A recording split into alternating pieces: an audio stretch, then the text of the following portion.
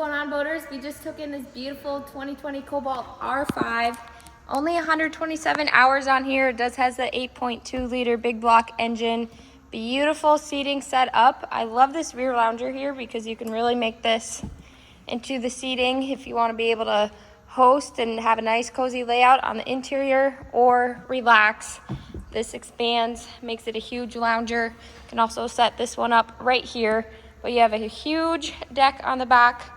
Really nice to be able to jump off this boat and have spacing back here. Snap in carpet, keep your boat nice and clean.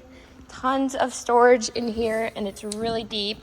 So here also goes all the way through the front. I'll show you the ski locker too. Can fit water skis, wakeboards, your buoys in there. Coming in, we also have a head in this boat with a porta potty. Here is the table.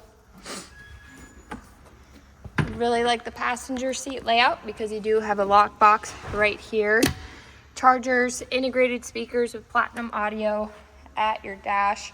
Nice bolster seat, dual Garmin display. Here's your hours, 127. Walking to the bow, this is huge, really nice spot to be able to hang out.